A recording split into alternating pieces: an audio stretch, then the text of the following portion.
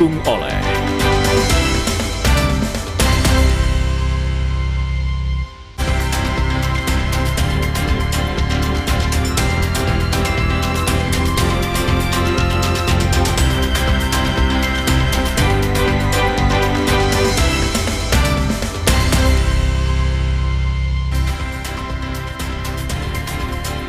Selamat datang kembali di Sapa Indonesia Malam, saudara.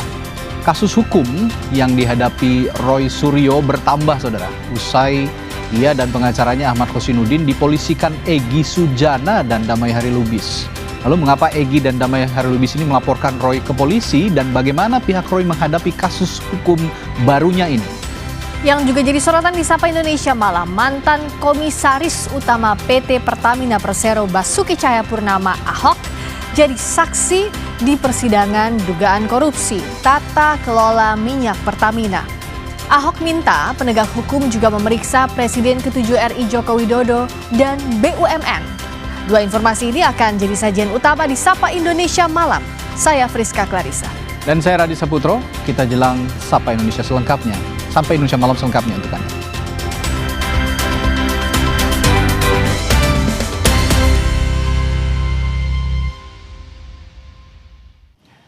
Saudara, kami mulai dari berita pesawat Smart Air tujuan Kaimana yang terjatuh di perairan dekat Bandara Dau, Kabupaten Nabire, Papua Tengah.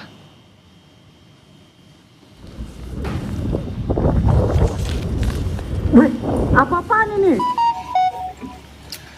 Pesawat jenis Cessna dengan nomor registrasi PKSNS ini mendarat darurat di Pantai Kaladiri di Nabire, Papua Tengah.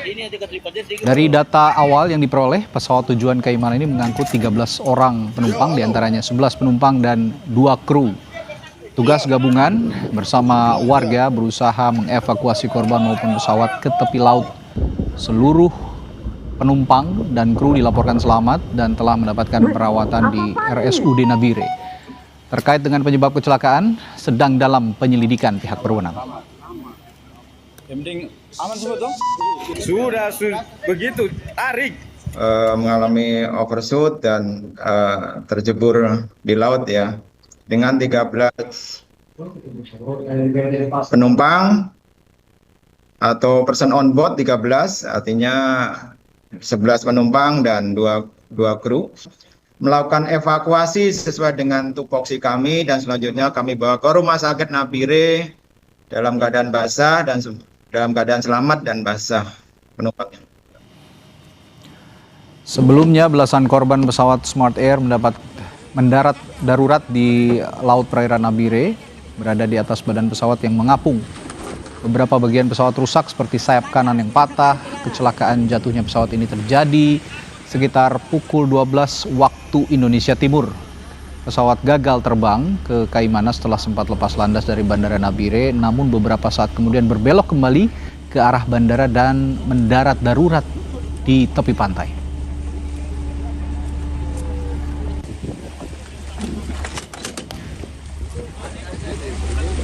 Sorotan berikutnya, Rocky Gerung memenuhi panggilan penyidik Polda Metro Jaya untuk diperiksa sebagai saksi yang diajukan Roy Suryo CS dalam kasus ijazah Jokowi. Rocky menyatakan dirinya diminta memberi kesaksian terkait keahliannya di bidang metodologi penelitian yang digunakan salah satu tersangka kasus ijazah Jokowi, Dr. Tifa.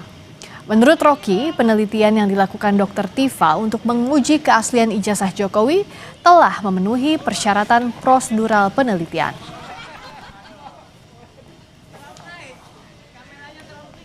Saya bukan ahli neuroscience atau cognitive science, tapi metodologinya saya paham tuh. Saya mengajar metodologi di banyak instansi. Jadi terlihat bahwa Dr. Tifa sudah memenuhi semua sebut saja persyaratan prosedural akademis, dan itu tidak ada yang dia tutupi. Kan diperlihatkan di dalam buku yang judul tadi saya sebut bukunya benar nggak, White Jokowi's White. Ya, jadi buku itu yang harusnya dibaca, bukan sensasi di Twitter, di sosial media, itu kan beda dong. Jadi itu intinya. Oke.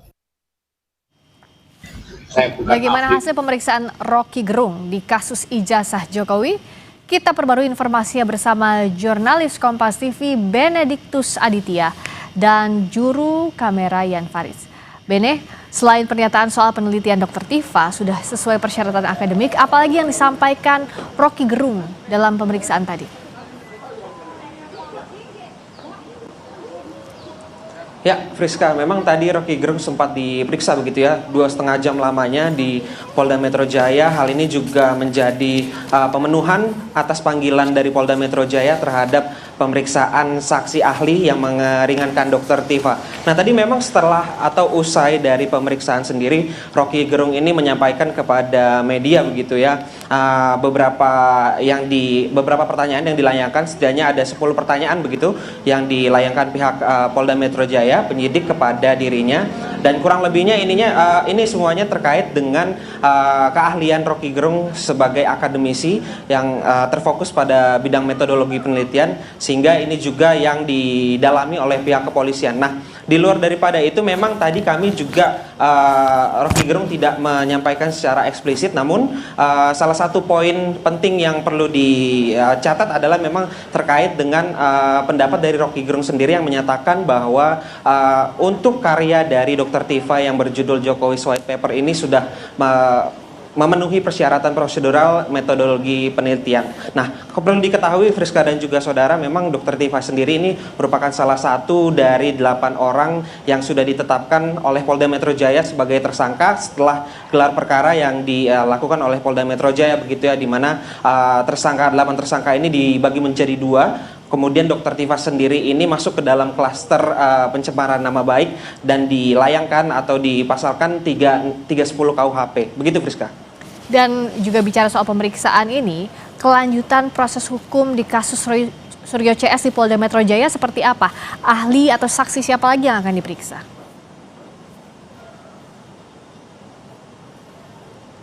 Ya, memang kalau tadi kami dengarkan dari informasi yang disampaikan oleh kuasa hukum pihak Roy Suryo CS, ini Refli Harun begitu, nantinya besok akan ada saksi yang akan diperiksa lagi oleh Polda Metro Jaya, ya ini Ridho Rahmadi selaku akademisi juga, namun keahliannya ini di bidang teknologi informasi dan juga kecerdasan buatan begitu ya. Dan juga memang selain Ridho Rahmadi, nantinya beberapa saksi juga akan diajukan oleh pihak Roy Suryo, baik itu saksi ahli ataupun sebagai saksi biasa begitu. Di antaranya ada nama Didik Wijayanto yang juga merupakan ahli pidana, dan juga Profesor Henry Subiakto yang juga ini turut merancang Undang-Undang ITE nanti akan dijadwalkan pada hari Jumat mendatang. Begitu, Friska.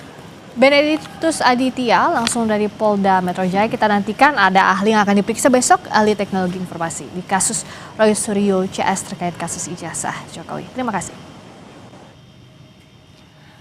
Saudara, ke sorotan selanjutnya, mantan Komisaris Utama PT Pertamina Persero Basuki Cahayapurnama atau Ahok minta penegak hukum periksa Presiden ke-7 Republik Indonesia Joko Widodo dan BUMN. Pernyataan ini ia sampaikan saat jadi saksi di persidangan dugaan korupsi tata kelola minyak mentah. Ahok hadir sebagai saksi untuk terdakwa Muhammad Keri Adrianto, putra pengusaha minyak Riza Khalid, dan 8 terdakwa lainnya di Pengadilan Tindak Pidana Korupsi Jakarta pada Selasa pagi. Dalam persidangan ini, ia menantang penegak hukum periksa menyeluruh kebijakan di level BUMN hingga periksa Presiden yang menjabat pada saat itu, yakni Joko Widodo. Hal ini menanggapi pertanyaan jaksa soal pencopotan 2 mantan direksi anak perusahaan Pertamina, yakni Joko Priyono dan Masud Hamid.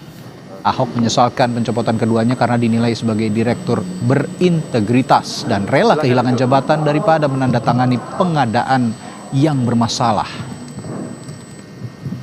Ya. Saudara ini adalah dirut yang terhebat yang Pertamina punya untuk mau perbaiki produksi kilang, termasuk perbaiki Patraniaga. Ketika dia dicopot, saya pun mau nangis, saya telepon dia. Dia bilang gini, Pak, udahlah Pak, saya di Jogja saja, kerja las saja Pak. Saya pikir BUMN ini keterlaluan. Makanya saya selalu bilang sama Pak Jaksa, kenapa saya mau lapor ke Jaksa? Periksa tuh sekalian BUMN, periksa tuh Presiden bila perlu. Kenapa orang terbaik dicopot? Oke, baik. Yang jadi perhatian lainnya, Saudara, DPR mengesahkan Thomas Ciwandono sebagai Deputi Gubernur Bank Indonesia 2026-2031. Thomas berjanji menjaga independensi Bank Indonesia sebagai bank sentral.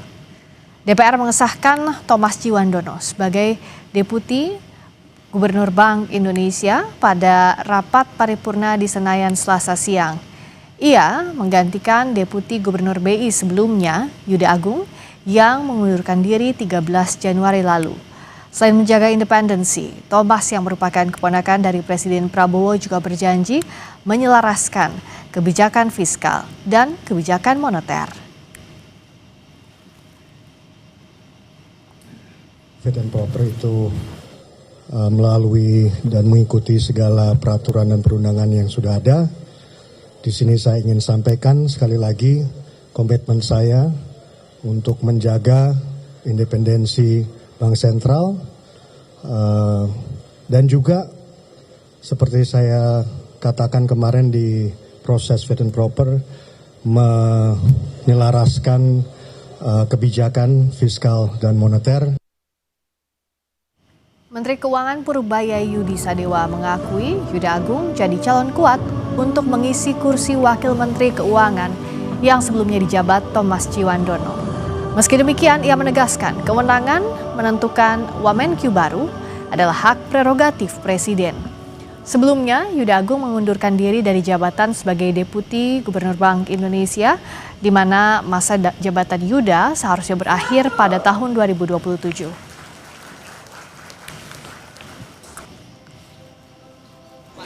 Yang sudah yang bocoran itu kan yang kita tahu. Kelihatannya kan saya sudah ketemu dengan beliau dan kelihatannya sih itu salah satu calon yang kuat ya. Pak Juda ya Pak berarti? Ya? Pak Juda. Kelihatannya dia calon yang kuat. Emang ada berapa calon sih Pak? Saya nggak tahu. Kan itu di presiden tahu itunya yang nentuin. Pelantikan saya dengar sih Februari ya. Menteri Luar Negeri Sugiono merespons isu dirinya akan kena reshuffle. Ia mengklaim belum mendengar informasi tersebut, termasuk isu soal pergantian dirinya sebagai Menlu oleh Wakil Ketua Komisi 1 DPR dari fraksi Gerindra Budi Jiwandono. Sementara Budi Jiwandono menegaskan sampai saat ini masih bertugas sebagai Wakil Ketua Komisi 1 DPR.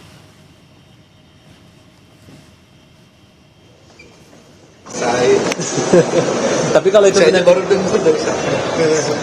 kalau benar itu terjadi, akan ada perpindahan posisi, masih tugaskan di kementerian lain, itu gimana Mas? Dikit Mas kemarin.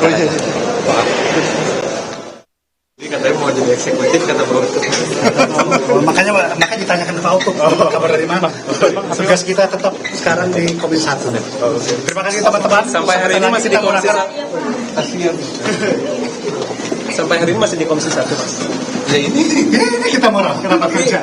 Itu benar akan gabung ke kabinet.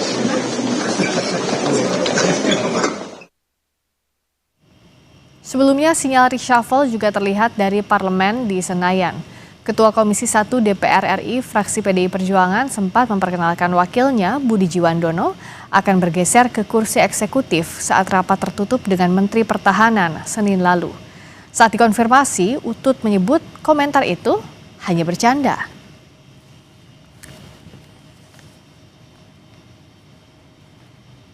Soal katanya ada Mas Budi mau jadi menteri, itu maksudnya gimana sih Pak? Itu guyonan aja supaya Mas Budi di kadang rapat-rapat tertentu banyak mendengar.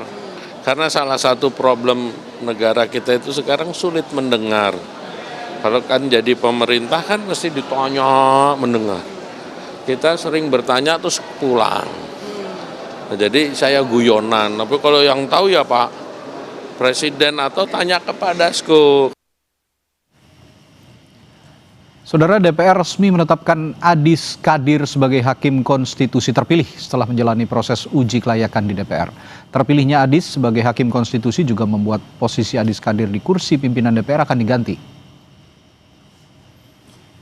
Melalui rapat paripurna DPR pada Selasa pagi, Adis Kadir resmi terpilih sebagai Hakim Konstitusi. DPR juga menyebut telah menerima surat dari Partai Golkar soal pergantian antar waktu atau PAW Adis Kadir sebagai anggota DPR dari fraksi Partai Golkar.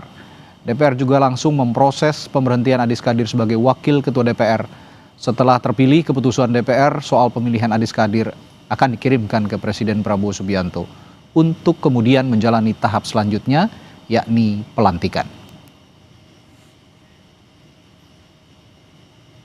Laporan Komisi 3 atas usulan pengganti hakim konstitusi pada Mahkamah Konstitusi yang berasal dari usulan Lembaga Dewan Perwakilan Rakyat Republik Indonesia yang menyetujui Saudara Profesor Dr. Insinyur Haji Adis Kadir SH.M.Hum sebagai hakim konstitusi pada Mahkamah Konstitusi usul Dewan Perwakilan Rakyat Republik Indonesia, sekaligus mencabut keputusan DPR RI nomor 11 DPR RI /1/2025-2026 tentang persetujuan Dewan Perwakilan Rakyat Republik Indonesia terhadap pergantian hakim konstitusi pada Mahkamah Konstitusi Republik Indonesia yang berasal dari usulan Lembaga Dewan Perwakilan Rakyat Republik Indonesia. Apakah dapat disetujui? Terima kasih. Berikutnya saudara, bagaimana hasil pencarian korban longsor di Cisarua hari ini? Informasinya kami hadirkan usai jeda di Sapa Indonesia Malam.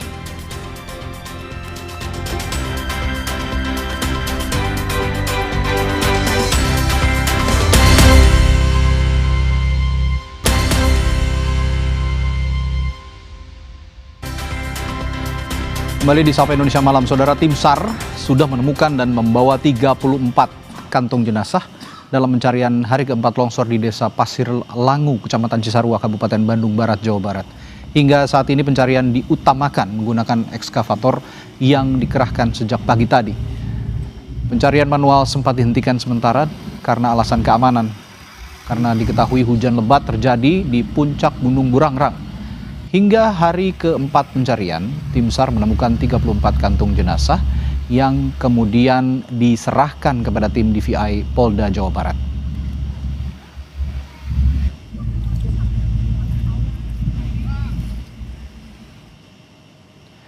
Memasuki hari keempat, proses pencarian korban longsor di Cisarua, Bandung Barat akan dimaksimalkan pada 2 titik yang merupakan lokasi paling banyak ditemukan korban. Saat ini kendala yang dihadapi tim SAR gabungan dalam proses pencarian yakni faktor cuaca serta kontur tanah yang bergerak.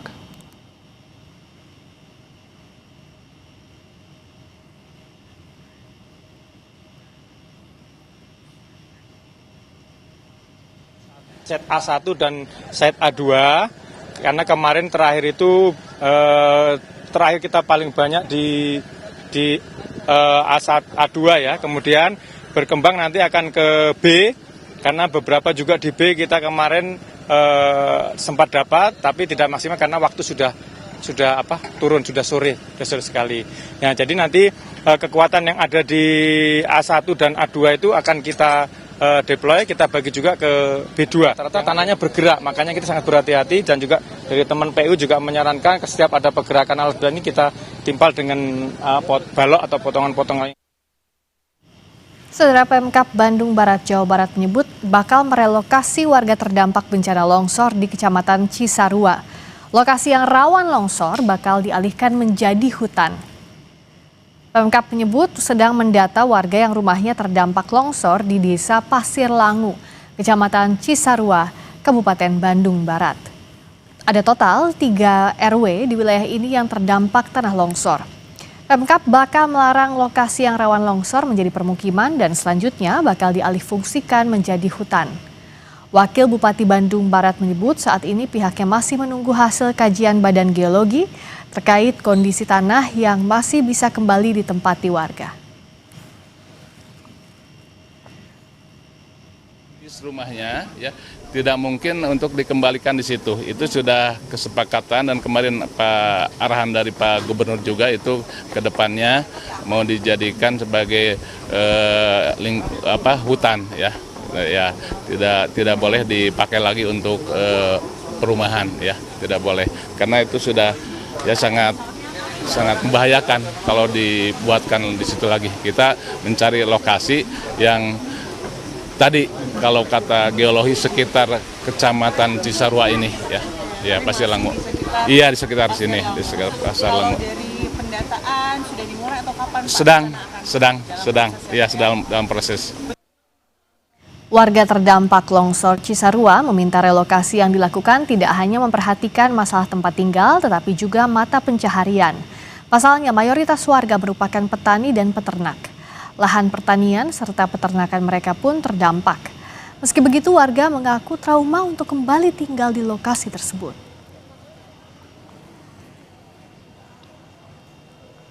Mau direlokasi kemana? Karena kan kalau direlokasi kemana gitu, nanti pencaharian dari mana? Kan semua di situ penghasilannya dari kebun, bertani gitu. Aman dan bisa ada mata pencaharian gitu. Dan untuk mengetahui kondisi paling akhir dari proses pencarian korban bencana longsor di Pasir Langu, Cisarua, Bandung Barat, kita tanyakan jurnalis Kompas TV Niko Anggriawan di sana. Niko, proses pencarian korban di sana hari ini bagaimana jika Anda bisa simpulkan sementara ini untuk total pencarian dari pagi tadi sampai sore hari ini, bagaimana kesimpulannya?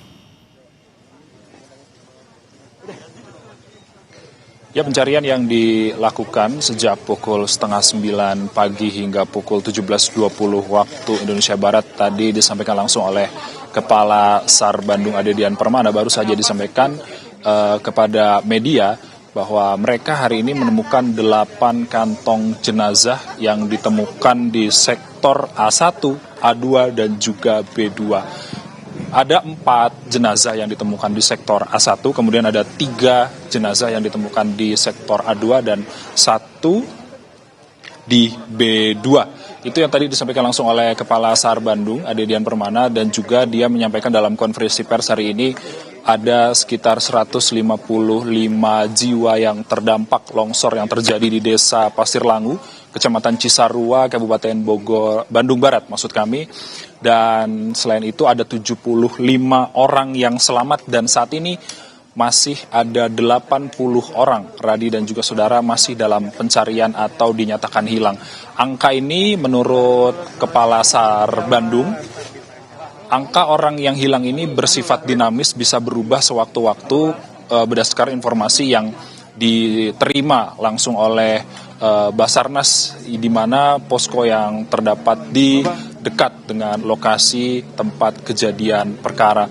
Dan berikut adalah setelah ditemukan dari TKP, nanti jenazah-jenazah akan langsung dibawa ke pos DVI untuk diidentifikasi, dan berikut merupakan keterangan dari Polda Jawa Barat terkait dengan hasil identifikasi korban longsor di Kecamatan Cisarua, Kabupaten Bandung Barat. Di DVI ini kami telah mengupdate dengan Pak Kabidokes Polda Jawa Barat, ada 40 kantong jenazah yang kami terima sampai dengan hari ini. Dan alhamdulillah dari 45 kantong jenazah ini kita telah berhasil mengidentifikasi kurang lebih 30 jenazah. Dan alhamdulillah juga dari kemarin sore kita sudah serahkan semua ke 30 ini, dan pada hari ini tadi ada 2 kita sudah serahkan kepada keluarga korban.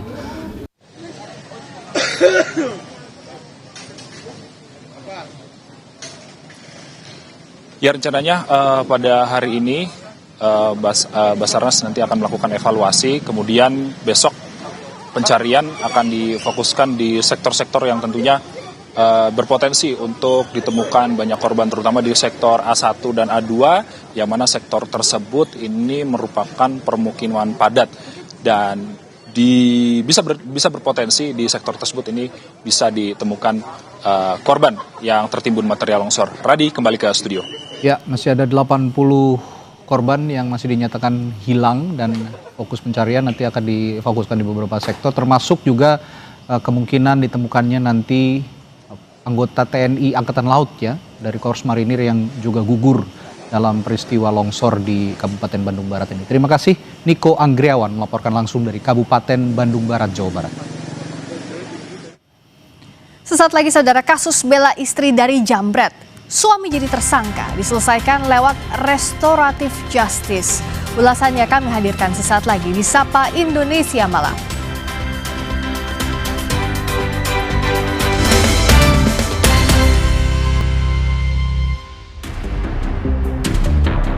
Kami mempertanyakan ya bagaimana bisa pasal tersebut diterapkan dalam perkara ini kepada Pak Hogi. Akhirnya secara langsung sudah ada saling memaafkan, saling memberi maaf, saling meminta maaf, sudah dilaksanakan dan tinggal nanti proses selanjutnya bentuk perdamaiannya. Alhamdulillah sudah mulai agak reda mas, dan hanya restorasi justice seperti ini. Mungkin kedepannya lebih lagi semua dari sini. Artinya saat kejadian memang benar-benar nggak menyangka ya? Nggak menyangka mas, ya, di luar.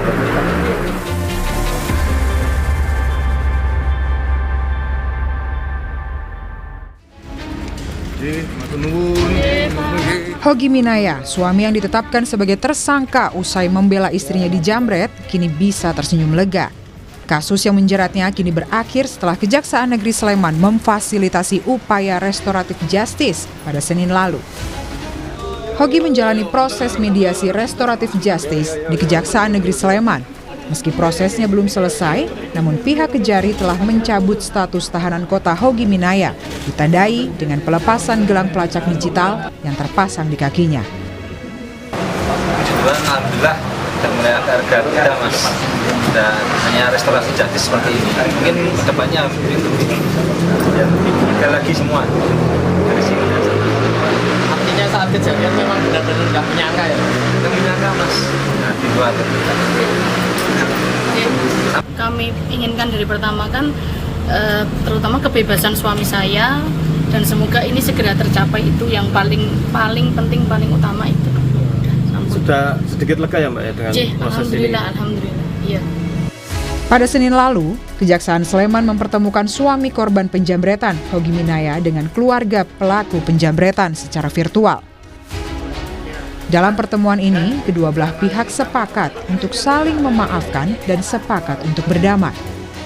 Makanya ini tadi semua sudah hadir dan akhirnya secara langsung sudah ada saling memaafkan, saling memberi maaf, saling meminta maaf, sudah dilaksanakan dan tinggal nanti proses selanjutnya bentuk perdamaiannya. Mudah-mudahan 2-3 hari ke depan ini sudah ada kesepakatan keputusannya. Kita prinsipnya memenuhi syarat untuk dilakukan RJ, sudah memenuhi ya. Pertimbangan daripada jaksa penuntut umumnya pun yang disampaikan ini bisa diupayakan untuk restoratif justice. Apa Pak? Kuasa hukum tersangka Hogi pun menyebut akan dilakukan mediasi kedua untuk membahas syarat damai bagi kedua belah pihak. Harapannya perdamaiannya tanpa syarat ya Pak, artinya tidak perlu ada terus kita mengeluarkan uang dan sebagainya gitu. Ya, yang jelas dari strategi yang ada itu nanti kan kita akan melakukan beberapa hal yang sekiranya memang itu menjadi item yang bisa diselesaikan dan bisa diterima para pihak, itu nanti akan kita lakukan. Jadi ada toleransi yang sekiranya memang bisa nanti diterima, itu kita lakukan. Yang jelas pada prinsipnya yang penting adalah saling memaafkan yang penting. Kasus yang menjerat Hogi Minaya menjadi perhatian banyak pihak, termasuk Komisi 3 DPR RI. Ketua Komisi 3 DPR RI mempertanyakan pasal Undang-Undang Lalu Lintas yang diterapkan polisi terhadap Hogi dan akan memanggil Kapolres Sleman hingga Kejari Sleman untuk mencari solusi kasus ini. Kami mempertanyakan ya bagaimana bisa pasal tersebut diterapkan dalam perkara ini kepada Pak Hogi ya. Karena yang lalai hingga menabrak itu kan bukan Pak Hogi, tetapi justru dua orang penjamret tersebut dan mengakibatkan mereka sendiri yang meninggal dunia. Karena kan si Pak Hogi ini tidak menabrak tapi mengejar si jambret tersebut. Menanggapi rencana pemanggilan itu, Kapolres Sleman Kombes Edi Setianto Erning Wibowo menyatakan siap dipanggil dan pihaknya akan menyampaikan fakta seutuhnya kepada Komisi 3 DPR RI. Ya, kita apabila diminta untuk memberikan keterangan, ya kita akan sampaikan seutuh-utuhnya di sana. Siap ya Pak? Siap. Hal senada juga ditegaskan Kepala Kejaksaan Negeri Sleman, Bambang Yunianto. Namun, hingga saat ini pihaknya mengaku belum mendapat surat resmi pemanggilan dari Komisi 3. Memanggil Kejari ke Polres Sleman nanti tanggal 28, ada persiapan seperti apa? Oke, pada prinsipnya kami kalaupun diundang, kami siap untuk menghadiri undangan dari Komisi 3. Dan insya Allah kami akan menjelaskan gitu dengan pihak Polres juga ya kalau memang diundang. Tapi sampai saat ini secara resmi kami belum menerima itu untuk undangannya. Hanya kami pada prinsipnya kami siap nanti untuk menghadiri. Gitu. Komisi Kepolisian Nasional atau Kompolnas menyoroti penetapan tersangka terhadap Hogi Minaya yang melindungi istrinya dari aksi penjambretan. Kompolnas menilai penegakan hukum tidak boleh hanya bertumpu pada pemenuhan unsur pidana, namun juga harus menghadirkan rasa keadilan, keamanan bagi masyarakat. Ini jadi pelajaran penting bagi aparat penegak hukum agar lebih komprehensif melihat peristiwa kejahatan jalanan, terutama yang melibatkan upaya perlawanan dan pencegahan oleh masyarakat. Penegakan hukum itu tidak semata-mata memenuhi unsur, tidak memenuhi unsur, ya toh penegakan hukum itu harus bisa menjawab rasa keadilan bagi masyarakat, termasuk juga rasa aman dari masyarakat. Kita belajar dari kasus Sleman yang sekarang paling penting adalah soal perspektif bagaimana melihat kasus, apalagi kejahatan jalanan seperti ini yang melibatkan masyarakat secara langsung. Kan peristiwanya penjambretan, ya penjambretan dimanapun atau pembegalan dimanapun ya terjadi di kehidupan masyarakat. Kalau penjambretan lebih banyak di jalan raya. Kan hukum ya belajar dari kasus Sleman harus juga menghadirkan ya perspektif yang lebih luas. Ya jangan sampai ketika orang berkontribusi terhadap upaya perlawanan kejahatan, pencegahan kejahatan, ya kan malah dianya yang menjadi tersangka. Kasus penjambretan yang menimpa istri Hogi berlangsung pada 26 April 2025 pagi. Pagi itu, Hogi mendapati istrinya dipepet oleh kedua pelaku dan mengambil paksa tas yang dibawa Arista, istri Hogi. Melihat hal itu, Hogi segera mengejar pelaku dan balik memepet keduanya hingga kendaraan yang dibawa pelaku hilang kendali dan menabrak tembok. Kedua pelaku terpental dan meninggal dunia, sementara Hogi ditetapkan sebagai tersangka 3 bulan setelah insiden terjadi. Polisi menyebut tindakan Hogi sebagai pembelaan diri yang berlebihan.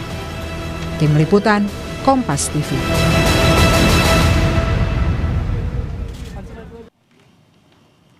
Saudara, kasus hukum Roy Suryo bertambah saat ia dan kuasa hukumnya Ahmad Khosinuddin dilaporkan Egy Sujana ke polisi. Kami punya bahasannya, usai jeda dipandu rekan saya Friska Clarissa sesaat lagi.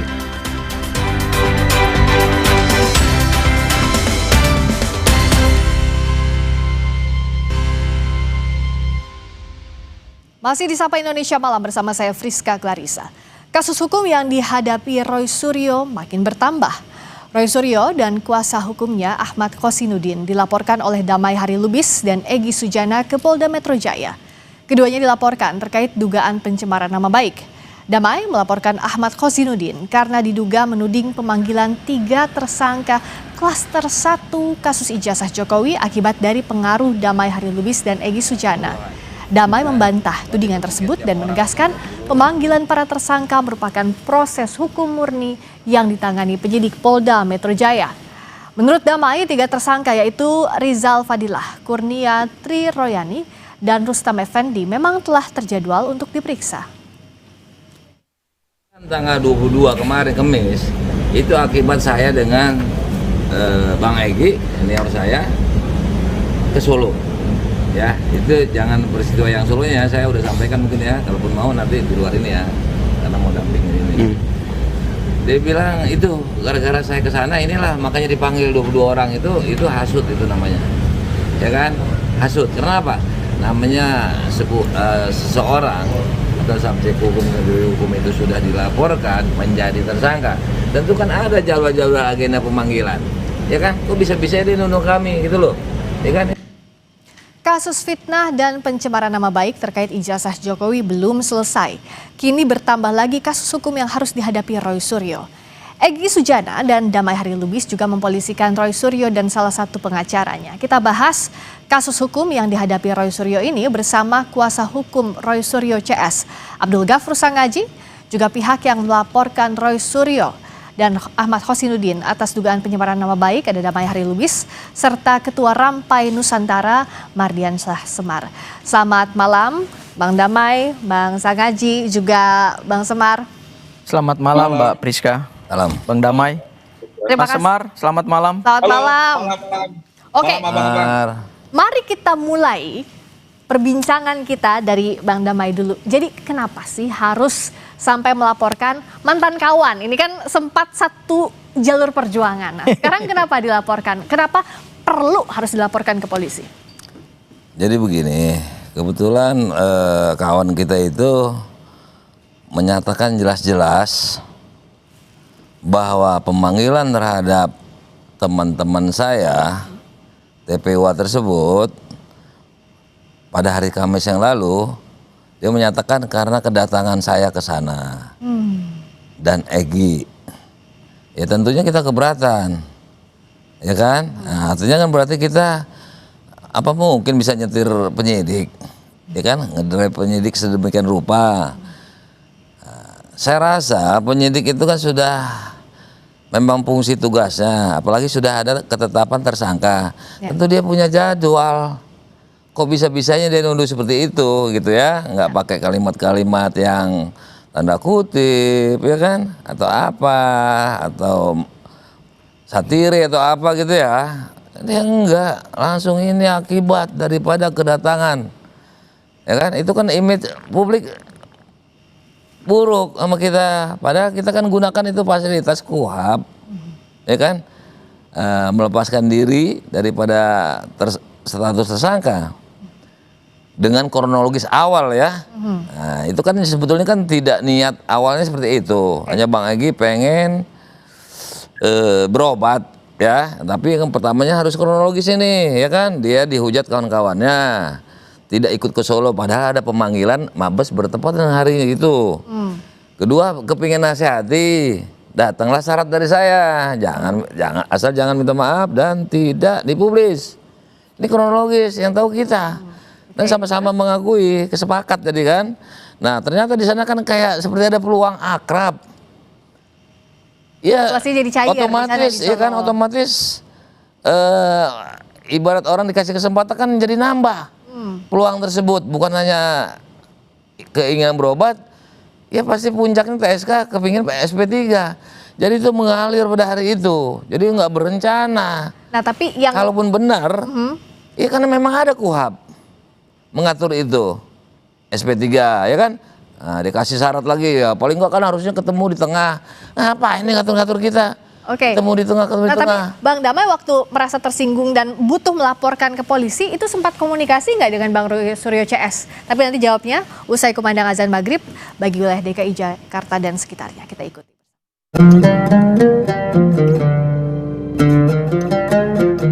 Allahu Akbar, Allahu Akbar, Allah.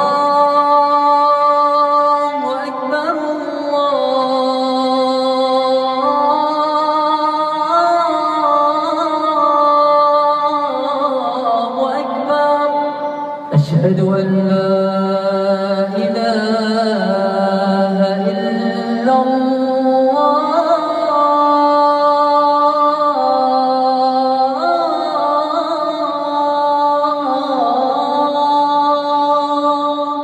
أشهد أن لا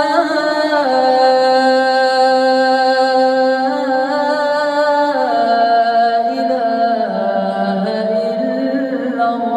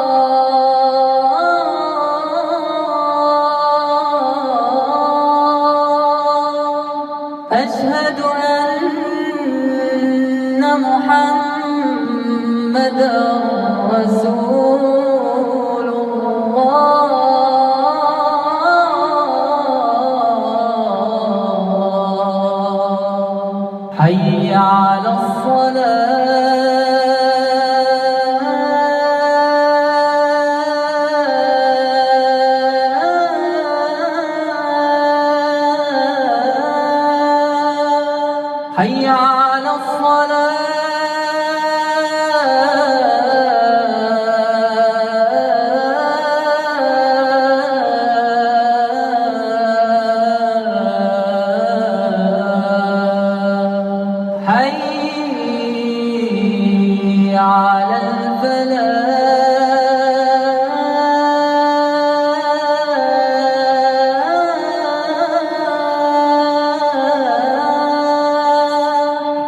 حي على الفلاح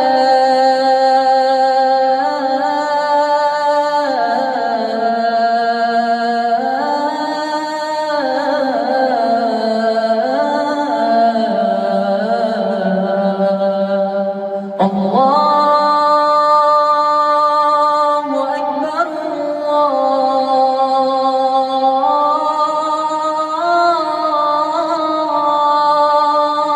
الله أكبر لا إله إلا الله.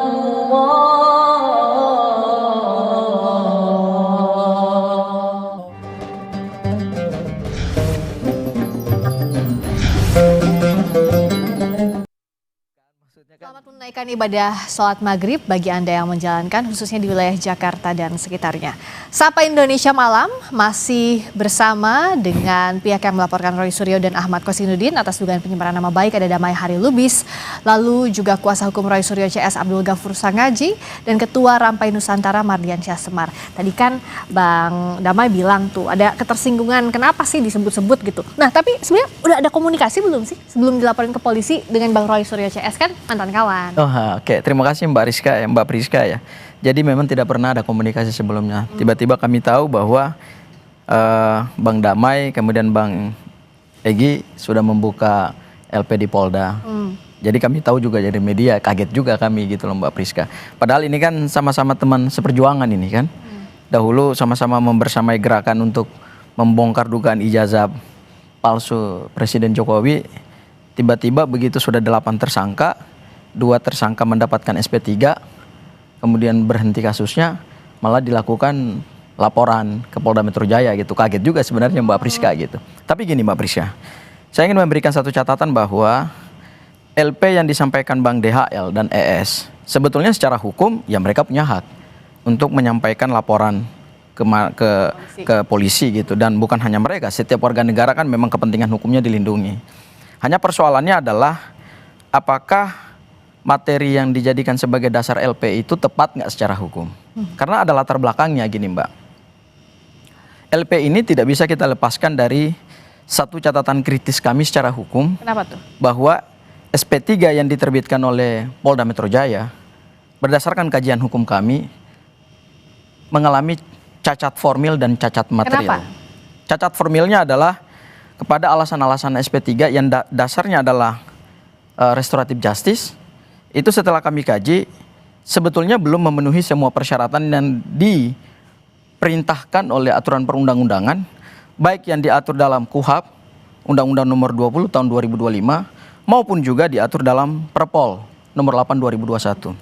Misalnya ketika kita bicara dalam konteks KUHP yang baru, yaitu pasal 79 KUHP yang baru, syarat untuk RJ itu sebelum diterbitkan SP3, ya pelapor harus cabut LP. Itu imperatif syarat mutlak di dalam ketentuan pasal 79 ayat 4. Ini kan pangkal masalah. Nah, masalahnya nggak pernah dicabut LP-nya. Nah, laporannya jalan terus. Sebelum kita masuk lebih dalam soal RJ, tadi kan yang jadi pertanyaan kaget juga kata Bang Sangaji, kok nggak ditelepon aja, nggak dikasih tahu gitu bahwa mau langsung LP aja ke polisi. Kenapa sih nggak kasih tahu misalnya, saya tersinggung loh sama abang gitu. Kalau untuk Ahmad Kosinudin itu sudah terlalu banyak catatan saya dengan perilaku dia. Paling puncak itu karena kita sedang dalam posisi ya seperti publik ya memandangnya, padahal itu kan kita kan punya misi-misi tertentu ya kan, dan punya alasan hukum. Saya tidak terlapor, saya dapat kuasa dari Roy semua, Egy, dan saya terbukti saya pernah dampingi Kurnia. Kalau saya terlapor pada saat itu, tentunya saya diusir sama penyidik punya hak. Saya belum dilapor kode etik, sementara saya soal etik saya paham. Saya pernah menjadi sekretaris Dewan Kode Etik. Saya pernah menjadi anggota Dewan Kehormatan, sekretaris jabatan saya. Saya biasa membuat surat putusan atas pengaduan-pengaduan antara mereka yang saling bertikai. Oke. Nah, Kalau ke Bang itu Roy semua. gimana? Kalau Bang Kosinudin banyak catatannya, kalau ke Bang Roy gimana? Kan pernah berjuang. Kalau Bang Roy itu kan saya tidak melapor. Karena saya biasa menulis itu berbau majas, bahkan majas satire, sorry. Sama kan ya. Bahkan saya sarkastik.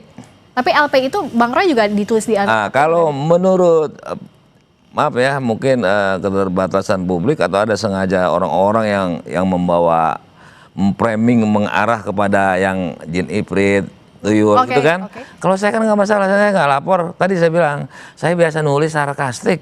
Oke. Ya kan? Tapi yang dilaporkan itu Ahmad Kosinudin dan Roy Suryo atau Ahmad Kosinudin? Bang Egy melaporkan Ahmad Kosinudin dengan Roy Suryo. Oke, Cuma dua di framing seolah-olah kan hanya masalah tuyul. Nah, itu kan kepribadian Bang Egy saya nggak tahu. Cuma ya seolah-olah kan Mas Suryo juga bilang itu, ini kan begini. Oke, tapi masalahnya sebenarnya kasusnya tersinggung karena dianggap kawan-kawan yang dipanggil itu karena Bang Damai mempengaruhi penyidik, begitu ya awal ketersinggungannya? Saya dengan Koji. Iya. Nah, ini kan terpisah nih. Tadi kan Roy Suryo. Iya, Roy Suryo. Saya tidak pelapor Roy Suryo. Oke. Nah, Bang Egy seolah itu Bang Egy. Oh, Bang Egy yang dua laporin. orang, Ahmad Koji dengan Roy Suryo. Ya, dua yang ya. Kalau saya cuma Ahmad Koji. Oke. Alasannya karena dua orang itu datang ke Solo, sebut nama saya lagi ya langsung ya. Oke. Itulah, ya kan? Ya. Makanya mereka dipanggil. Oke. Gitu ya. Oke. Nah, saya mau tanya dulu ke Bang Semar karena kan awalnya ini dua orang yang ada di studio ini kan satu jalur begitu soal kasus ijazah Jokowi, sekarang pisah. Nah, kalau banyak juga yang bertanya apa ini strategi tanda kutip pecah belah memang kubu yang sudah jadi tersangka yang menuding ijazah Pak Jokowi palsu, begitu nggak sih Mas Semar, Bang Semar? Yang pasti ya nggak juga begitu ya, karena memang terlihat dari awal klaster 1 maupun klaster 2 kan hawanya agak berbeda itu, terutama Bang Egy sama Bang Damai itu jauh lebih rasional ketika Roy Suryo dan kawan-kawan yang lain itu sepertinya sudah cukup liar ya memainkan isu ijazah palsu ini, yang titik temunya akhirnya malah membuat gaduh di area publik.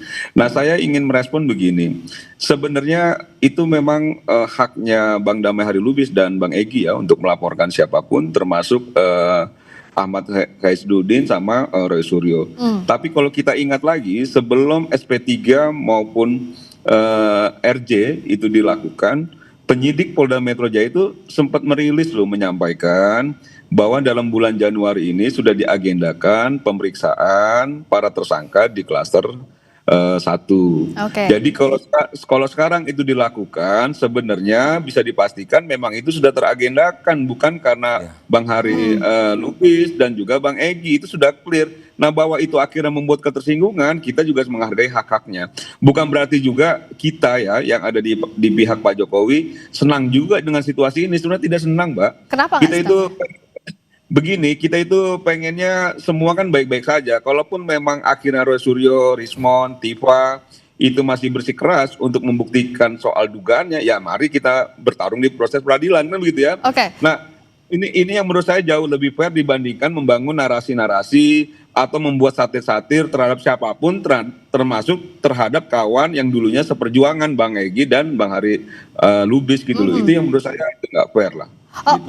Kalau Bang Sang Aji melihatnya ada apa sih Bang Sang Aji? Dari laporan yang sekarang kan akhirnya dilayangkan oleh Bang Damai dan juga Bang Egy, ada apa? Apakah ini terkait dengan RJ, setelah ada RJ atau ada kaitannya atau tidak? Oh iya, ini tentu saya sampaikan bahwa ini sebetulnya kritik hukum yang satir sebetulnya. Kenapa? Maksudnya gimana? Kritik hukum yang satir itu artinya adalah satu bentuk kritik publik yang diwakili oleh juga para tersangka maupun juga oleh para kuasa hukum. Ingat, mereka itu juga adalah warga negara.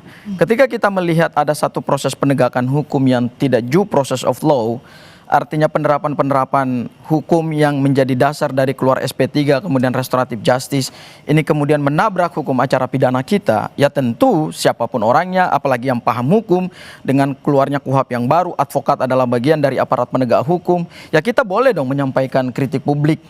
Bahwa itu kemudian mengandung satir hukum, ya itu adalah bagian dari interpretasi dan cara menyampaikan kritik gitu. Saya ingin menegaskan begini, bahwa kemudian Bang Kozi mengatakan bahwa ada pemanggilan kemudian melahirkan ada silaturahmi ke Solo kemudian melahirkan pemanggilan kepada para tersangka, saya kira itu sah-sah saja. Kenapa sah-sah saja? Karena mohon maaf ini pada saat kami gelar perkara khusus, ini Bang Damai kan di sesi pertama itu sebelum berakhir itu kan sudah keluar ya. Kemudian Bang Semar juga nggak ikut gelar perkara khusus. Ada kesepakatan yang menurut kami ini dilanggar oleh penyidik Polda Metro Jaya, yaitu kesepakatannya adalah sebelum berkas limpah kepada jaksa peneliti untuk kemudian diteliti berdasarkan P19, itu penyidik akan memberikan prioritas kepada tersangka dan kuasa hukum untuk menghadirkan saksi meringankan atau saksi ade charge dan ahli yang menguntungkan. Pada praktiknya? Pada prakteknya kan nggak sesuai. Begitu ada pertemuan di Solo, kemudian keluar SP3 yang dasarnya adalah restoratif justice, maka kemudian jadwal penegakan hukum diubah sendiri oleh penyidik Polda Metro Jaya. Seingat saya, sebelum dilakukan gelar perkara khusus itu kan sudah dirilis informasi oleh Polda Metro Jaya bahwa agenda yang akan mereka lakukan pertama adalah gelar perkara khusus, kemudian yang kedua adalah pemeriksaan saksi dan ahli meringankan dari tersangka. Kemudian setelah itu pemberkasan tahap 1. Tapi kan yang dilakukan ini enggak. Ini tiba-tiba langsung di-skip agenda pemeriksaan saksi meringankan dan ahli meringankan, langsung dilakukan tahap 1. Ini berpengaruh atau tidak? Ini menurut kami sebetulnya adalah seandainya kritik kami terhadap proses penegakan ke Solo, hukum. Apakah tersangka ini nggak dipanggil? Coba jawab. Kenapa Bang? Apabila Egy dan DHL tidak ke Solo, apakah para tersangka ini, teman-teman saya, ya, itu tidak akan dipanggil? Oh, kami tidak mengkritik itu. Yang kami kritik orang bilang karena DHL dan Egy ke sana lah, maka mereka ini dipanggil. Yang kami kritik adalah kenapa begitu keluarnya SP3 dasarnya restoratif justice yang juga cacat hukum formil dan hukum material itu, kemudian langsung dilakukan pemanggilan terhadap para tersangka dan sudah dilakukan pemberkasan tahap 1. Berarti ini kan nggak sesuai dong dengan kesepakatan yang dilakukan di gelar perkara khusus. Dan yang kedua, ingat, KUHP baru kita ini, Undang-Undang Nomor 20 Tahun 2025, itu justru memberikan porsi perlindungan yang imbang, bukan hanya kepada penyidik, tetapi juga kepada tersangka. Artinya, yang dikedepankan oleh KUHP itu adalah adanya keseimbangan dalam menghadirkan alat bukti. Tapi dianggapnya tidak imbang perimbangan itu, itulah yang Bang kemudian Damai. kami kritik. Dan tadi Kalau LJ yang juga dikritik. dikritik itu kan harusnya bukan saya dong. Ini kan permasalahan laporan saya kan. Kalau ini kan mengembang kepada teknis bahwa penyidik itu salah penerapan hukumnya kan gitu. Menurut apa tadi? KUHP. Menurut KUHP yang baru. 20 2005 ya. Terus KUHP. Ah, ya kan itu dua ya undang-undang nih. Saya nggak sebut perpol. Tapi seingat saya Bang, mohon maaf, Bang Kozi itu sebetulnya dalam konteks menyampaikan kritik hukum yang satir itu, sebetulnya tujuannya bukan untuk menyerang kehormatan pribadi Bang ES dan Bang Egy dan Bang DHL. Kenapa?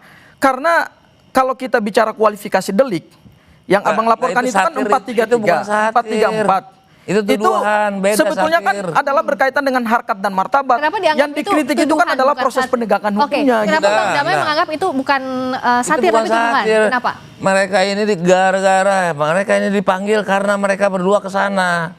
Nah, makanya tadi timbul pertanyaan, apabila kami tidak ke sana, apakah tidak dipanggil? Itu pertanyaan saya. Kalau masa belum waktunya berarti dipanggil.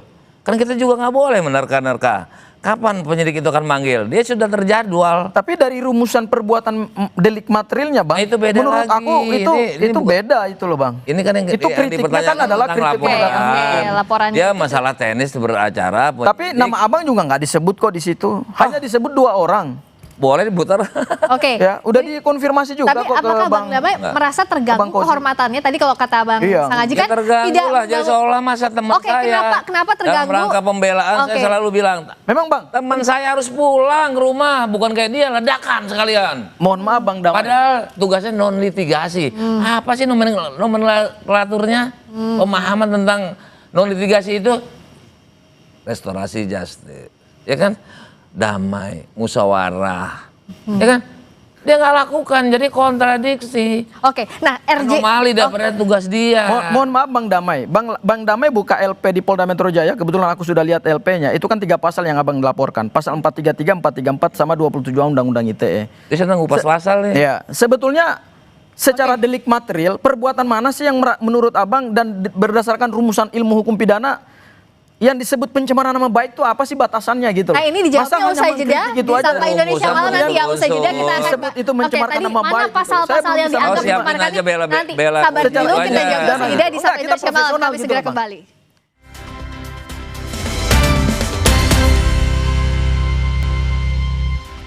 Masih bersama Sapa Indonesia Malam, ada kuasa hukum Roy Suryo CS Abdul Ghafur Sangaji, pihak yang melaporkan Roy Suryo dan Ahmad Kosinudin atas dugaan pencemaran nama baik, Damai Hari Lubis serta Ketua Rampai Nusantara Mardian Syahsmart. Dijawab Bang Damai, tadi apa sih pasal-pasal yang dianggap delik di laporannya Bang Damai? Itu pasal itu kan hak saya, apalagi saya juga kan udah konseling, sebelum masuk ke situ kan ada ruang konseling. Itu memang difasilitasi oleh pihak Polri ya, kemarin ini Polda Metro Jaya. Jadi kalau beliau bilang nggak tepat, ya sudah nanti mudah-mudahan benar. Nanti kan bisa di-drop pasal itu. Dan kan bukan pencemaran aja, ada fitnah, ada yang lainnya saya nggak usah sebutkan ya. Kenapa nggak boleh disebutin? Pasal yang nggak boleh disebutin tuh pasal apa? Maksudnya nanti dia banyak tahu. Emang belum dikasih tahu ke? Ya dia bilang cuma 2 pasal pada 3, bahkan 5. Apa aja tuh? Dia informasi kurang, nggak tahu dia fokusnya kemana. Enggak Bang, aku tahu pasalnya. Nah, jadi kan itu artinya kalau nggak kena pun nggak apa-apa. Oke, fitnah, pencemaran nama baik, terus apa lagi? ITE. Hasut. Kan akhirnya ke fitnah. Ya kan iya kan. Nah, sekarang permasalahannya gini, kalaupun mau mengkritik kan bukan saya selaku pemohon yang punya dasar hukum, dalil-dalil, ya kan? Saya bermohon ya saya diprotes atas keberhasilan saya. Harusnya mereka ini ketika nggak berhasil mundur kayak jadi pengacara. Masih banyak pengacara yang canggih. Iya, kok saya yang disalahin? Kalaupun ya penyidik yang disalahkan karena sistem-sistem yang disebut, lakukanlah upaya hukum. Oh larinya ke saya terus, saya kan pemohon, saya kan gembira dong harusnya. Memang wajar. Di KUHP yang baru ini kita bisa mengajukan pra peradilan. Sekarang gini, apa sih undang-undangnya aja nggak usah perkop itu ya, tapi nggak apa-apa. KUHP baru. Perkapolri, KUHP baru, KUHP baru. Itu cuma pegangan kau. Nggak ada lagi yang lain. Iya dong. Nggak ada lagi. Ya kita kan berpegang kepada hukum. Aku ajarin. Oke, boleh. Boleh. Dari dulu sampai sekarang nih ya disaksikan ya. Boleh. Nggak pernah nyebut Undang-Undang Nomor 1 tahun 2026. Itu peralihan. Tentang apa itu Bang? Nah itu dia, kau baca lah. Udah bagus gue kasih tahu. Enggak, Undang-Undang Nomor 1 2026 tentang apa Bang? Tempat lain. Enggak, bukan tentang apa. Ya kan ini bukan suatu edukasi publik. Aku bukan di sini loh Bang. Aku bukan di sini. Yang disampaikan apa? Nanti dengarin argumentasi dia nih. Oke. Supaya. Dia bilang kan nggak ada lagi, cuma itu kan. Nah saya kasih tahu kau baca itu. Dia nanya, sekarang lagi nyari nih. Jangan bilang besok dia tahu. Bang Damai, maksudnya apa dari itu peralihan pengaturan, perubahan. Padahal dia suka ngomong, tapi dia nggak tahu ada di mana. Nah, ya gini Bang. Transitoir. Gini. Kalau saya nggak pakai istilah transitoir, tapi yang peralihan. Lex Paporil. Oke. Yang Abang sebut itu adalah Undang-Undang Penyesuaian Pidana. Sudah. Ya, beda gini Bang. Yang kami sandarkan baru berapa detik baca udah mau menerangin aku ngasih tahu kau. Aduh. SP3 itu adalah hukum formil. Sandarannya bukan Undang-Undang Nomor 1 2026. Mohon maaf Bang. Baca dulu baik-baik, pahami dulu hukum acara pidana itu apa. Lah enggak dong. Ini bukan kaitannya ke situ. KUHP itu kan acara. SP3 itu ya kan? Basisnya restoratif justice itu adalah hukum acara. Itu bukan tentang hukum acara yang lama dengan KUHP yang baru. Saya mau jelasin nggak buat Abang? Oke, boleh. Ya, kau baru tahu tadi aku kasih tahu. Lagi lu mau jelasin. Saya jelasinnya gini, Bang. Saya jelasin gini. Kurasa kalau lebih baik bijak. Gini ya. Kalau nggak sanggup SP3 kan klien mundur lah. Gini.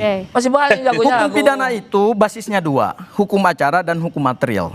Hukum acara itu basisnya adalah Undang-Undang Nomor 20 tahun 2025, KUHP yang lama, Perpol, Perja atau Perma atau Sema. Oke ya, itu clear. Ini nambah kekurangannya lagi. Yang kedua, hukum pidana material itu diatur di dalam KUHP Undang-Undang Nomor 1 tahun 2023 yang menjelaskan tentang jenis perbuatan pidana mana yang bisa dipidanakan dan dimintai pertanggungjawaban untuk kasus ini mana yang relate? Yang kasus ini kita menggunakan ada di sini ada 4 asas. Asas pertama asas legalitas diatur dalam pasal 1 Undang-Undang Nomor 1 Tahun 2023 KUHP. Asas kedua yang tadi disebut atas asas transitoir diatur dalam pasal 361 huruf A Undang-Undang Nomor 20 Tahun 2025. Kemudian yang ketiga asas lex favoreo itu tidak diatur dalam hukum acara atau undang-undang ini yang Abang sebut, itu diatur dalam pasal 3 KUHP, yaitu apabila terjadi suatu perubahan hukum terhadap perbuatan pidana material maka diambil yang paling menguntungkan. Dan yang terakhir adalah asas lex temporis delicti, yaitu berkaitan dengan peralihan hukum terhadap perbuatan pidana yang masih disidik dan belum dituntut secara pidana oleh jaksa penuntut umum, maka menggunakan ketentuan hukum acara pidana yang lama. Jadi dalam konteks ini ya kita menyandarkannya pada KUHP bukan Undang-Undang Nomor 1 Tahun 2002. Logikanya. Sebentar, Bang. Saya logika hukum aja. Berdasarkan KUHP kita yang baru dan berdasarkan KUHP yang lama juga, restoratif justice yang kemudian melahirkan SP3, mohon maaf kalau kita kaji cacat hukum formil. Kenapa nggak upaya hukum? Selesai. Kalau upaya hukum, kalau Abang baca pasal 161 KUHP yang baru, mohon maaf Bang, terhadap penghentian penyidikan itu nggak bisa dilakukan penghentian penyidikan dengan pra peradilan. Emang ilmunya banyak kurang. Dia nggak nguasai ilmu peran serta masyarakat. Kita bicara berdasarkan norma hukum Bang. Kalau Abang kan masih kalau norma tadi kau nggak tahu nomor 1. Coba sebut pasalnya. Saya pengen dengar. Dengar dulu, peran serta masyarakat itu ada di semua undang-undang. Kalau pra peradilan kan kita bicara acara pidana. UTMPR 3 tahun pun belum bisa. Iya, enggak lah Bang. Abang sebut pasalnya aja, coba sebut pasalnya. Bang Damai, Bang Sangaji, kita coba ke Bang Semar dulu, Bang Semar. Sebenarnya kalau misalnya dalam kasus ini dengan laporannya Bang Damai, Bang Egy, ngajarin aku pasal 161 KUHP yang baru, Bang. Sambil cari dulu dasar hukumnya di sini, saya ke Bang Semar dulu, Bang Semar. Sebenarnya kalau dengan adanya laporan Bang Damai sama Bang Egy, ini akan menjadikan kasus ijazah semakin berlarut-larut atau enggak sih, Bang Semar? Enggak lah, ya yang pasti kayaknya memang lebih pas kalau Bang DHL jadi pengacara Rosrio dan kawan-kawan itu lebih memahami. Cuman itu Bang Semar, Bang Semar, seorang pengacara itu kan bukan hanya tugasnya membebaskan seorang klien. Itu saya perlu luruskan. Enggak terus, terus sampai di penjara. Abang seorang advokat, Abang nggak boleh memungkiri asas dan prinsip seorang advokat dalam undang-undang Bang Sangaji gantian dulu ya. Seorang advokat itu adalah memperjuangkan hak hukum seorang tersangka, kliennya maupun seorang terdakwa. Kenapa nggak boleh RJ kau bilang? Ntar lu. Bang Damai. Karena ini kita udah bertiga. Saya ke Bang Semar dulu. Untuk melakukan upaya hukum itu. Bang Damai, Bang Sangaji, ini kalau bisa duaan debat kayak begini nggak akan kedengeran. Ijazah Pak Joko Widodo bentar. Gantian dulu ke Bang Semar. Bang Semar silakan. Bang Semar, lanjut dulu tadi. Sabar dulu, saya gantian ke Bang Semar. Ya, gimana? Memang tidak heran kalau misalnya pengacara Roy Suryo dan kawan-kawan atau Roy Suryo sendiri itu seringkali menggugat proses hukum tapi tidak mengambil langkah-langkah hukum untuk melakukan pembelaan hukum itu. Misalnya begini, ketika memang memprotes soal proses tersangka dan sebagainya kan ada prapit dan lain sebagainya. Saya pernah berkali-kali tanya kenapa nggak ditempuh itu gitu loh. Nah sekarang juga kembali menggugat soal apa yang menurut saya jalur hukumnya sudah disediakan, jadi lakukan saja. Betul Bang DHL, kalau memang nggak bersepakat dengan dilaporkan, lakukan jalur hukum, itu yang baik. Jadi nggak bukan. Dan ini juga pertanyaan saya ke Bang Semar, mohon maaf ya, bahwa tidak bisa Bang Semar bisa membedakan apa yang disebut dengan keharusan, pilihan dan kebolehan nggak dalam hukum. Oke, tunggu dulu. Lanjutin dulu Bang Semar. Jadi ini maknanya ya, seringkali memang Roy Suryo, Ahmad Ghozi dan lain-lain itu sepertinya tidak bisa mengendalikan diri untuk asal bicara tuh. Sedangkan orang kan juga di Republik ini itu punya hak yang sama, termasuk Bang DHL dan Bang ES yang punya hak yang sama ketika mereka merasa difitnah, merasa bahwa ini ada pencemaran. Menurut saya itu biasa-biasa aja dan tidak juga akhirnya membuat kasus ijazah Pak Jokowi ini semakin kemana-mana. Tidak, menurut saya ini sudah. Bang Semar menganggap bahwa ini adalah hak hukum begitu ya. Baik, itu hak hukum yang diambil ya. Dia tidak mau mengambil tempuh damai dan lain sebagainya, ya silakan nunggu di proses peradilan. Ditangkap maksudnya tadi kalau misalnya nggak mau damai ya udah lanjutin aja pengadilan. Kita punya waktu sedikit lagi. Saya mau singkat-singkat saja antara Bang Damai sama juga Bang Sangaji. Oke, Bang Sangaji. Iya, betul. Sekaligus closing statement ya. Menjawab laporan yang sudah dilayangkan oleh Bang Damai dan Bang Egy. Kami tentu akan menghadapi laporan ini dan mohon maaf dalam waktu dekat mungkin besok akan dilakukan juga laporan balik. Laporan balik terhadap? Wallahu alam terhadap siapa itu haknya Mas Gozi, Bang Gozi dengan Mas Roy. Dua-duanya ya? Dua-duanya akan melakukan upaya hukum balik. Oke. Ya, itu yang pertama. Kemudian yang kedua, saya ingin memberikan catatan buat Bang Semar. Singkat ya. Bahwa langkah hukum itu adalah opsional. Pra-peradilan itu bukan kewajiban, itu hak. Kalau kita baik. bicara hak, kemudian nanti dikaji dan diukur sejauh mana. Betul, tapi sebentar kalau dulu, hak- Oke. Bang. Ini udah habis. Lanjut Bang Kwasin. itu Oke. nggak logik Udah itu. Enggak lah, Abang. Oke, Bang Abang Semar saya tadi bicara, udah diberikan Abang potong. Oke, singkat. Kalau Bang kita Sangaji, bicara hak waktu kita hukum, habis. penggunaan instrumen untuk kemudian menegakkan hak hukum seseorang itu tergantung sejauh mana seseorang itu memandang penting atau tidak opsional. penting Jadi bagi. Itu bisa digunakan atau opsional. tidak. Oke. Secara hukum Oke. itu bukan Oke, jawab ya. Akan dilaporkan balik singkat Bang Damai. Ini masih gimana ya? Udah saya sampaikan bahwa dalam pidana itu ada pidana formal material. Oke, singkat aja. Ya, Oke. material itu pasal. Ya, oke. Harusnya hukum acara ini. Dia udah bilang kan saya nggak sah. Harusnya lakukan langkah hukum. Kalau nggak ada ngapain buang energi. Nah, sekarang akan Kedua, dilaporkan balik udah terus material gimana? lagi. Berarti kau udah siap Gini, lagi. Bang, Pasal gini, itu Bang. dulu kan Abang harus kepada memahami. Ahmad Koji. Oke. Abang harus memahami. Tapi dilaporkan balik siap. Bang Damai dilaporkan balik katanya akan siap. Oke. Abang harus memahami bahwa ini adalah kritik publik demi perbaikan penegakan hukum ke depan. Oke. Bukan berarti sesuatu produk hukum negara yang dipersoalkan itu kemudian itu menjadi tidak urgen gitu. Itu urgen. Ini penegakan nah, sekarang hukum kan memang loh. Ini antara KUHP dan KUHP Bang baru. Sangaji, loh. Bang Jadi Damai ketika ini dipertanyakan kan menurut saya itu sah secara hukum. Sekarang kan itu yang bagian akan dari kontrol dilakukan publik. adalah melakukan upaya hukum masing-masing. Bang Damai dengan laporannya, Bang Sangaji dan Roy Surya. Rencananya besok ya, rencananya besok. Rencananya besok akan laporkan balik. Kita akan lihat sejauh mana proses ini akan berlanjut episode baru dari kasus ijazah Jokowi. Terima kasih Bang Semar, terima kasih Bang Damai, terima kasih Bang Sangaji. Sampai ketemu lagi. Berikutnya saudara, kami akan kembali dengan sorotan lain yang masih di Sapa Indonesia Malam. Yaitu 2 aparat polisi dan TNI minta maaf usai menuding pedagang jual es kue berbahan spons. Usai jeda di Sapa Indonesia Malam.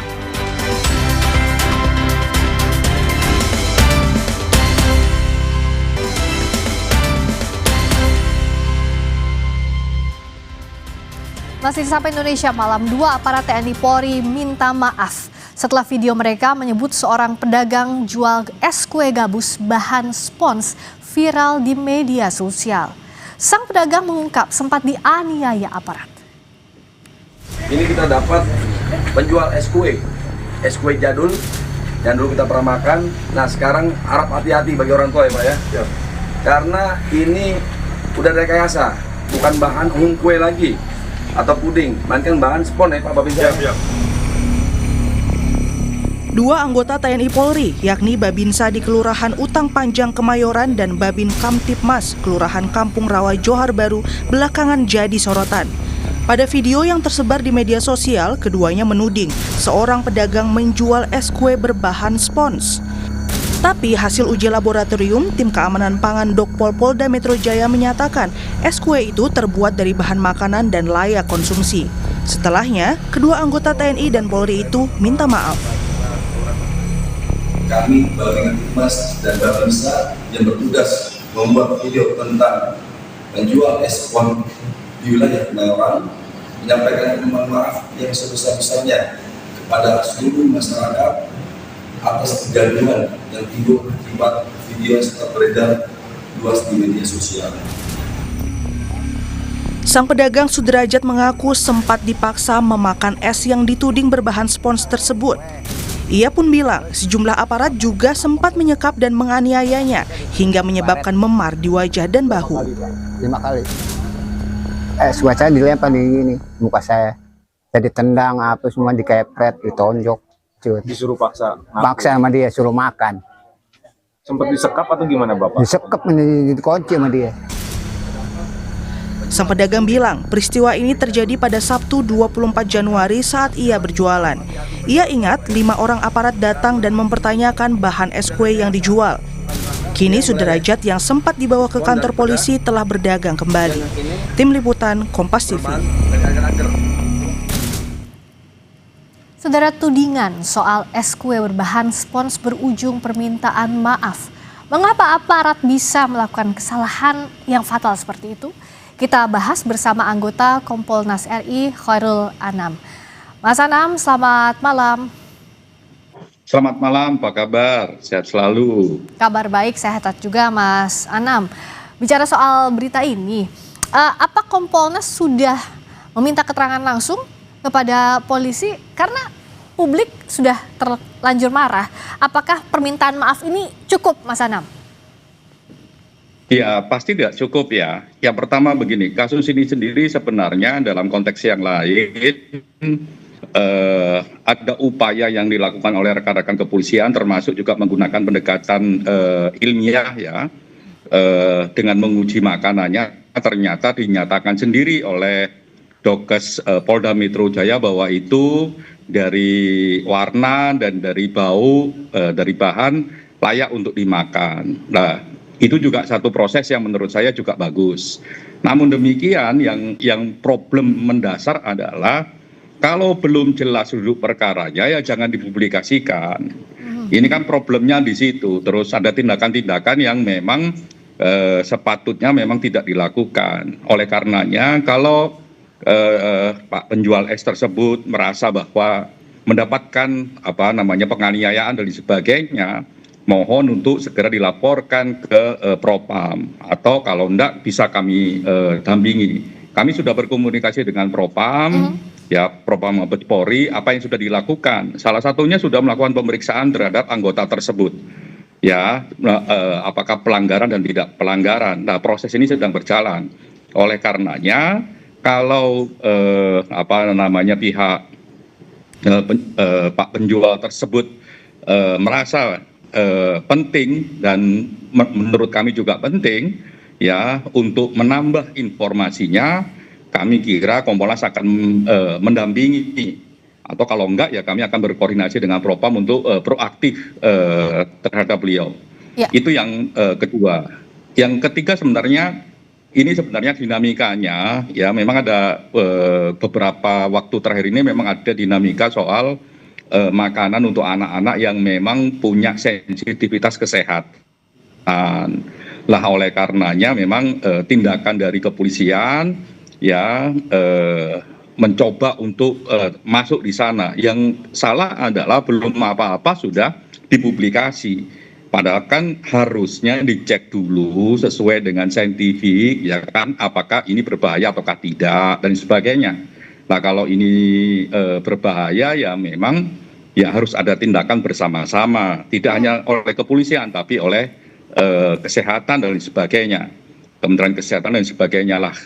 Dalam konteks ini harus hati-hati. Jadi tindakan aktif belum tentu bisa menjamin bahwa tindakan kepolisian bagus. Ya. Tapi lepas dari itu, tindakan Propam yang sekarang melakukan pemeriksaan terhadap yang bersangkutan, anggota tersebut, itu saya kira langkah yang baik dan kita tunggu hasilnya. Nah ini yang ditunggu hasilnya, tapi kan apa yang harus tegas begitu, sanksi apa yang harus tegas dilakukan? Karena satu, saat ada laporan, taruhlah dianggap bahwa es tersebut mencurigakan tanda kutip, apakah perlu langsung melakukan tindakan fisik? Karena pedagang esnya bilang bahwa ada kekerasan yang, dugaan kekerasan yang dialami. Bagaimana Kompolnas merespons ini? Kalau itu prinsipil ya, mau tindakan jual es, mau tindakan yang jelas-jelas melakukan kejahatan, pencurian dan sebagainya, tidak boleh dilakukan tindakan kekerasan oleh siapapun. Ya, oleh siapapun, mau oleh anggota kayak, mau oleh masyarakat, mau oleh anggota institusi yang lain, itu tidak boleh. Dan itu harus ditelusurin. Oleh karenanya, pada Bapak penjual es tersebut, mohon kiranya bisa mengadu ke Propam atau juga bisa melalui Kompolnas. Kami sudah berkoordinasi dan Propam akan menindaklanjutin itu sebagai bagian dari proses yang saat ini sedang didalami oleh Propam. Oke. Kami berkoordinasi dengan Propam Mabes untuk melakukan pendalaman dan melakukan tindakan tegas terhadap berbagai pelanggaran yang dilakukan. Iya, Mas Anam, kalau misalnya pedagang esnya melapor ke Propam tampaknya sulit karena untuk kembali berjualan saja, untuk beraktivitas normal masih ada rasa takut dengan kejadian sebelumnya. Nah, proaktif ini bagaimana agar clear juga ya, jangan misalnya ada harapan bahwa oke, nanti akan proaktif didatangi bapaknya tapi pada praktiknya tidak didampingi begitu, karena kan secara psikis pasti ada banyak kendala begitu untuk orang yang dengan kondisi ekonomi kecil, dengan pengetahuan yang juga tidak banyak begitu, Mas Anam? Ya, kalau kita melihat penanganan kasus ini kemarin, ya dibawa ke kantor polisi malam dianterin pulang, begitu ya, disuruh pulang. Lah itu terus ada semacam pergantian kerja dan lain sebagainya, barang-barang dibeli dan sebagainya oleh kepolisian. Saya kira ini juga langkah yang humanis dilakukan oleh kepolisian. Kalau masih ada rasa traumatik, melapor ke Propam atau takut didatangi oleh Propam dan sebagainya, kami Kompolnas membuka diri untuk menjembatani proses tersebut.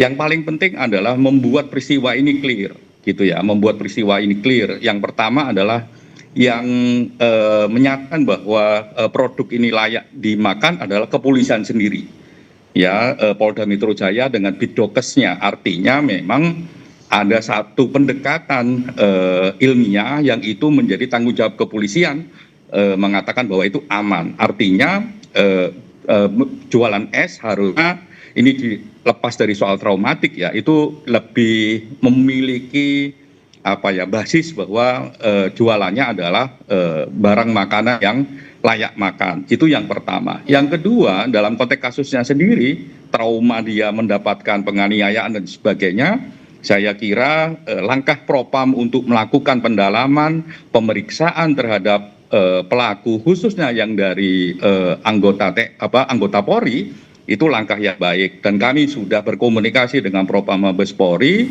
ya, untuk memastikan bahwa ini pemeriksaannya komprehensif. Oleh karenanya mohon kepada beliau, Bapak penjual es, silahkan ke Propam, atau Propamnya juga bisa datang secara proaktif. Kalau enggak, ya Kompolnas bisa menjembatani itu, ya, agar traumatiknya tidak menjadi kekhawatiran begitu. Iya, tolong dibantu dari Kompolnas, Mas Anam, yang jelas juga harus dikawal. Terus penanganan kasus ini jangan sampai berhenti di maaf, tapi ada efek jera agar hal-hal seperti ini tidak terjadi lagi di kemudian hari. Terima kasih Mas Hoirul Anam, Kompolnas RI, telah bergabung di Sapa Indonesia Malam. Terima kasih Mas Anam. Terima kasih. Berikutnya saudara, kami hadirkan informasi hadir jadi saksi persidangan kasus korupsi Pertamina. Basuki Cahayapurnama Ahok minta penegak hukum memeriksa Presiden ke-7 RI Joko Widodo. Sesaat lagi.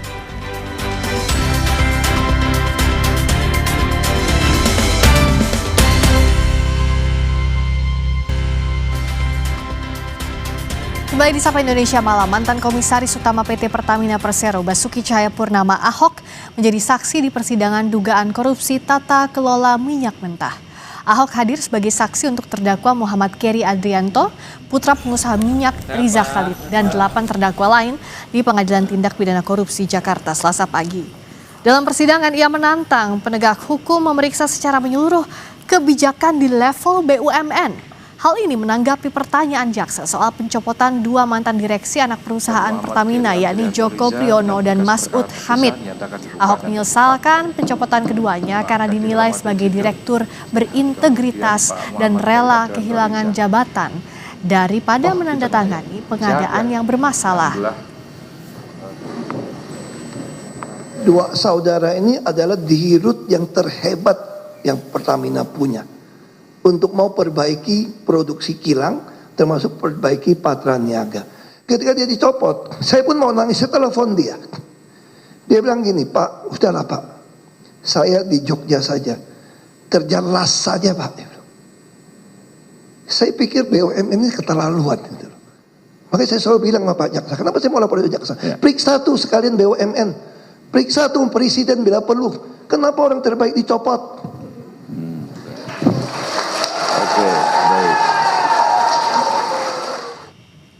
Apa saja yang disampaikan Basuki Cahayapurnama atau Ahok sebagai saksi sidang dugaan korupsi tata kelola minyak mentah dan produk kilang PT Pertamina 2018-2023? Kita tanyakan langsung jurnalis Kompas TV Fedriska Ananda dan juru kamera Andika Hadiat.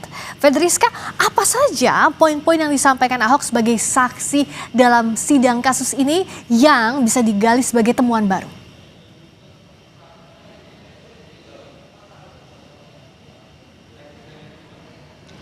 Ya, Friska, sebetulnya ada beberapa poin yang tadi menjadi highlight ataupun menjadi sorotan ketika Basuki Cahayapurnama ini menghadiri ataupun menjalani pemeriksaan sebagai saksi pada kasus dugaan korupsi tata kelola minyak mentah Pertamina. Yang mana yang pertama adalah mengenai sistem tata kelola pengadaan di Pertamina, yang mana sebetulnya Ahok ini sebelumnya sudah pernah ingin menyampaikan ataupun melaporkan ke kejaksaan terkait dengan adanya dugaan penyalahgunaan tata kelola minyak mentah di Pertamina. Tidak hanya itu, tadi Ahok juga membahas mengenai manajerial di Pertamina, di mana Ahok menilai bahwa penempatan direksi di Pertamina ini tidak melalui meritokrasi ataupun bypass langsung ke Menteri BUMN pada saat itu, dan kemudian sehingga pada saat itu Ahok juga mengatakan bahwa kalau misalkan jaksa penuntut umum ataupun penegak hukum yang betul-betul ingin menyelesaikan terkait dengan kasus ini tentu harus diperiksa begitu Menteri BUMN dan juga Presiden pada saat itu. Tadi dikatakan oleh Ahok ini menantang begitu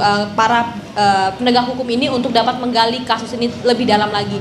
Karena memang tadi sebetulnya yang banyak dipertanyakan kepada Ahok ini adalah BAP Ahok pada poin ke-10, yang mana ini membahas mengenai penyimpangan yang identifikasi penyimpangan yang sudah ditemukan ataupun sudah ada temuan ini pada tahun-tahun tersebut, sehingga memang tadi digali pertanyaan mengenai hal tersebut, bagaimana penyimpangan yang diduga ada ini. Tadi sempat disampaikan juga oleh Ahok bahwa memang salah satu dugaan penyimpangan ini adalah bagaimana kemudian ketika Pertamina berhasil mengekspor minyak mentah ke luar negeri, namun justru ada juga terjadi peningkatan impor minyak mentah. Nah, ini tadi juga dipertanyakan oleh Ahok, sehingga memang lebih banyak yang ditanya adalah mengenai manajerial dan kemudian juga sistem pengadaan yang ada di Pertamina pada masa itu, Friska. Dan lalu dalam kasus ini sebenarnya mengapa Ahok meminta BUMN dan Presiden ke-7 Joko Widodo untuk diperiksa?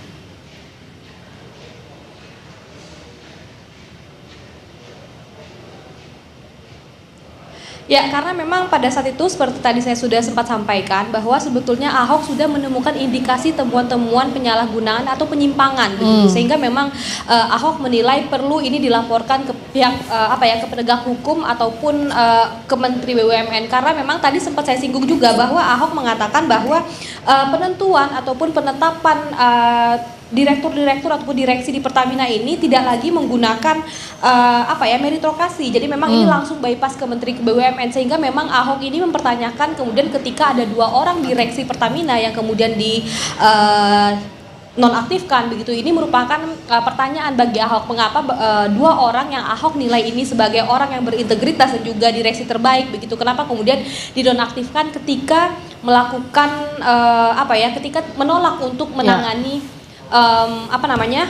pengadaan yang memang bermasalah. Jadi mari kita simak bagaimana kemudian pernyataan Ahok di dalam persidangan terkait dengan meminta penegak hukum untuk memeriksa Jokowi dan juga Menteri BUMN.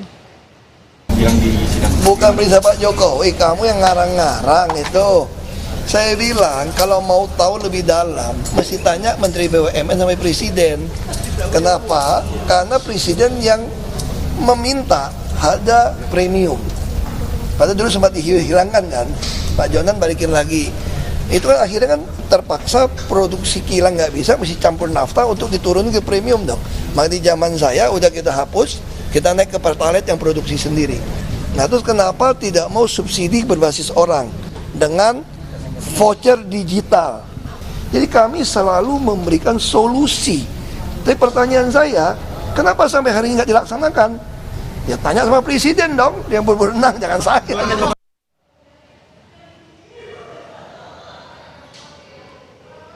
Poinnya adalah Ahok ingin meminta ke penegak hukum ini terkait dengan kalau ingin betul-betul menangani perkara ini menyeluruh, tentu harus memeriksa atasan-atasan dari perusahaan BUMN ini. Dan tadi disebut adalah Menteri BUMN dan juga Jokowi, karena memang ini terkait juga dengan kebijakan-kebijakan yang diambil oleh Pertamina pada kala itu. Jadi memang saat ini kasusnya masih berlangsung, saat ini masih diperiksa saksi ahli, jadi kita masih menunggu bagaimana berjalannya kasus ini, Friska. Terima kasih Fedriska Ananda dan juru kamera Andika Ahadiat. Tadi Ahok dalam saksi sidang dugaan korupsi tata kelola minyak mentah dan produk kilang PT Pertamina 2018-2023 mempertanyakan soal meritokrasi. Inilah yang harus digali lebih lanjut. Terima kasih Fedriska. Berikutnya saudara, kami akan hadirkan sorotan lainnya tetap di Sapa Indonesia Malam.